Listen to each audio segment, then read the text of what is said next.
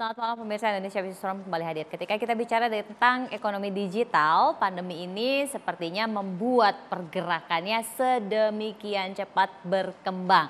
Nah, oleh karenanya tadi Presiden juga sempat mengatakan bahwa potensinya begitu besar dan bahkan kita juga punya 8 unicorn. Tapi yang kemudian agak miris, kepemilikan sahamnya ternyata sudah tidak lagi mayoritas dimiliki oleh anak bangsa karena sudah dijual ke bursa. Nah, oleh karenanya pada malam hari ini Indonesia Business Forum mengangkat tema mengenai ekonomi digital jangan dikuasai asing. Dan saya sudah bersama dengan 2 orang narasumber di studio dan nanti juga akan terhubung dengan 1 orang narasumber melalui video conference. Saya perkenalkan terlebih dahulu narasumber saya yang ada di studio. Yang pertama ada Pak Handito Juwono yang merupakan Ketua Umum Asosiasi Startup Teknologi Indonesia Atsindo yang juga merupakan Ketua Umum Asosiasi Digital Export Indonesia. Pak Handito, selamat malam. Selamat malam, Brigita. Apa kabar Pak Handito?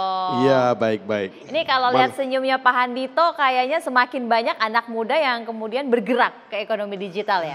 Iya, sekarang ini banyak sekali anak-anak muda yang kepengen masuk di digital, apalagi kan era digital ekspor gitu ya. Nah. Saya sekarang lagi ditugasi kan sebagai kepala sekolah ekspor ngurusi, kalau di Dikti itu ada program Kampus Merdeka yang antara lain salah satu program itu digital ekspor.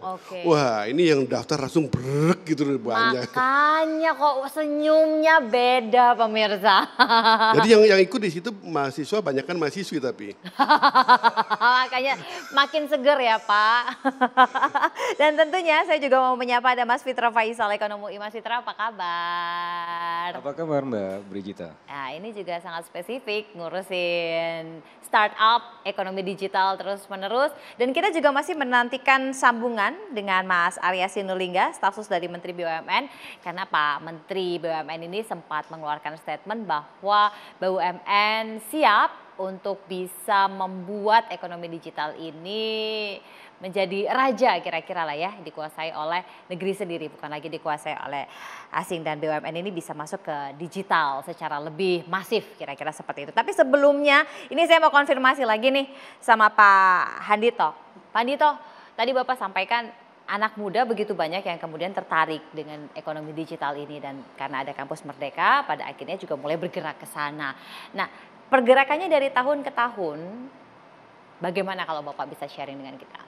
Ya, saya perlu narik mundur sedikit ke 2011 ya, tanggal 2 sampai 4 Februari waktu itu diresmikan Gerakan Kewirausahaan Nasional. Kebetulan saya waktu itu Ketua Tim Koordinasi Nasional Pengembangan Wirausaha Kreatif di Kemenko Perekonomian yang bikin Gerakan Kewirausahaan Nasional. Nah, setelah jalan mendorong kewirausahaan terutama di kampus-kampus gitu. Nah, 6 tahun kemudian 2016 lah kira-kira. Kemudian terjadi sebuah gerakan besar lahirnya startup company.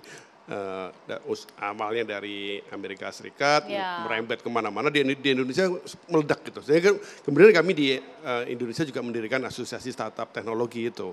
Dan sejak itu masif jalan terus, tapi memang 2 tahun terakhir ini ya ikut-ikutan inilah ketimpa pandemi gitu. Tetapi sebenarnya anak-anak kita itu ya lihat cepat gitu berubah gitu, cepat adaptif gitu ya. Jadi pas beberapa bulan sebelum pandemi, saya kebetulan lagi ada tugas di Paris waktu itu mimpin delegasi untuk pameran, kemudian diajakin ke Station F. Station F itu pusat inkubator startup di sana. Dia menyebutnya sebagai startup kampus terbesar dunia gitu. Ada lebih dari 2.500 founder startup di situ. Nah, saya tanya sama ke situ kan, di sini startup founder paling tua umur berapa? Saya mau ngukur sama diri saya kan. Oh, di sini ada yang lebih dari 70 tahun. Oh, aku masih lebih muda lah dari mereka. Jadi masih pantas jadi ketua umum asosiasi startup gitu. Nah, tetapi berangkat dari situ kemudian kita belajar dari situ, kita coba lakukan kontemplasi, kita lakukan di Indonesia. Ternyata di Indonesia ini model pengembangan startup memang berbeda dengan kayak di sana. Kalau di luar negeri, di Silicon Valley, di Tsinghua kan banyak gitu. Kami juga sering diajak berkunjung ke Taiwan. Mereka umumnya ada sentral khusus. Kalau di Indonesia ini menyebar gitu. Nah, jadi tapi ini kayaknya kalau menyebar ini koordinasinya susah ya.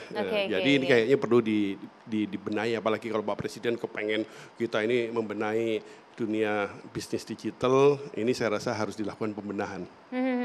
Jadi memang ada kendala-kendala yang perlu segera ditangani dengan potensi yang sedemikian besar. Tapi Mas Fitra, kalau kita lihat tadi kan Presiden agak kecewa ya dengan potensi yang sedemikian besar. Kenapa sih kok kita nih justru malah dikuasai oleh asing? Memang kondisinya begitu? Iya Mbak, Mbak Brigita, kita harus melihat ekosistemnya itu seperti apa ya. Dari sisi SDM misalnya ya, kampus-kampus besar UI, ITB, kemudian Unair, ITS dan seterusnya, itu juga sering dikeluhkan oleh para pengelola startup karena lulusannya itu tidak kompatibel dengan kebutuhan mereka. Dalam beberapa startup yang saya temui di lapangan, mereka justru mengoutsource skillnya ya, SDM-nya itu dari Bangalore karena relatif lebih mudah dan lebih murah. Jadi itu yang disebut sebagai telemigrant. Ini udah zamannya telemigrant. Kalau mungkin susah kemudian mendefinisikan telemigrant itu seperti apa. Coba lihat episode Money Heist di season 3 ya. Itu di mana satu orang IT-nya itu kemudian digantikan oleh puluhan orang IT dari Pakistan lebih murah dan lebih berkualitas. Itu yang terjadi sekarang. Kita mengalami semacam peningkatan permintaan, tetapi di sisi yang lain peningkatan permintaan itu tidak mampu kemudian untuk dipenuhi di dalam negeri.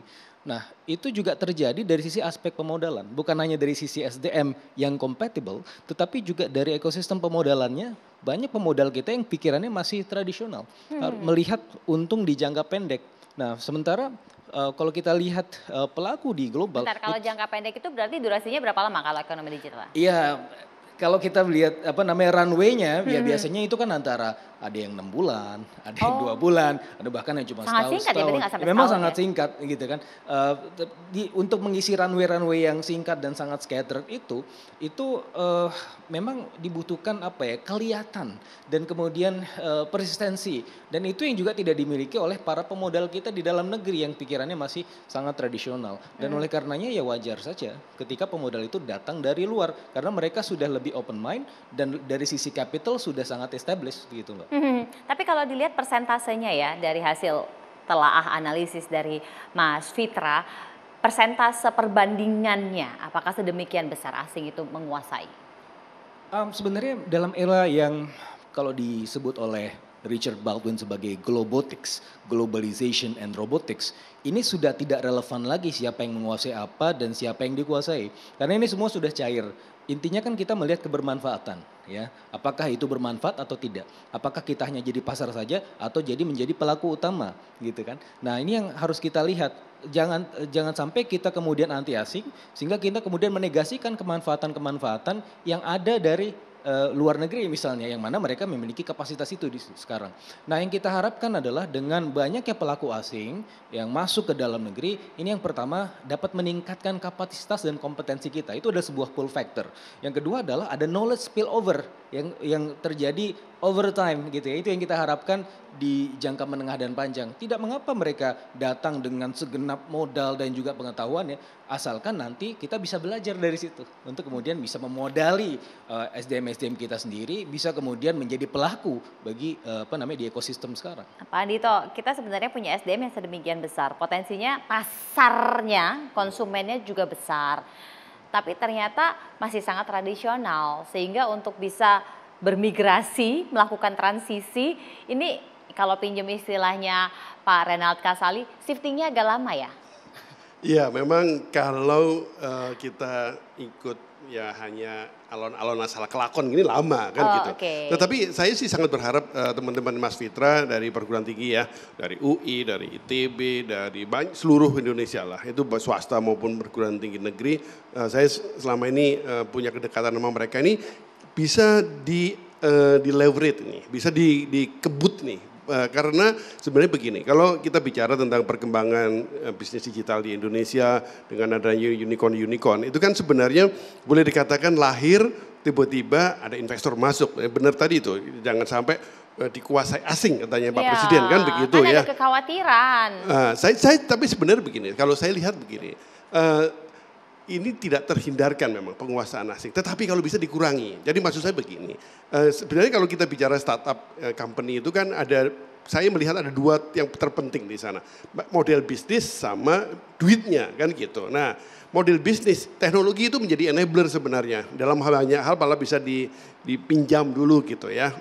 Nah artinya kalau udah seperti ini, model bisnisnya ini kalau benar sudah bagus, sebenarnya mengundang investor lebih mudah. Nah investor itu kan selama ini kita benar Pak Presiden terlalu tergantung sama asing. Nah tapi juga anak-anak kita ini, tapi sekarang mudah-mudahan sudah mengalami perubahan karena pandemi. Kita ini anak-anak kita ini udah punya ide bagus, cepet-cepet dijual gitu, akhirnya dikuasai asing kan gitu. Nah ini yang harus diberesin ini, bisnis model ini yang harus diberesin, kita harus jaga. Gak perlu cita-cita jadi unicorn, cita-citanya jadi greencorn aja gitu, jagung hijau kan bukannya kan gitu. Maksudnya bisnis itu harus tetap tumbuh. Bisnisnya harus tumbuh. Kalau bisnisnya tumbuh, ketergantungan sama investor sebenarnya nggak terlalu besar. Nah ini saya lihat setelah beberapa tahun ini, saya melihat di center-center di kampus terutama pusat-pusat pengembangan startup ini banyak yang sadar begitu. Nah ini intervensi negara dibutuhkan, intervensi pemerintah perlu masuk ke sana. Nah saya berharap banyak ini kan kita udah punya lembaga pembiayaan yang baru itu kan, apa namanya itu ya, kayaknya perlu promosi lebih kenceng lagi gitu ya.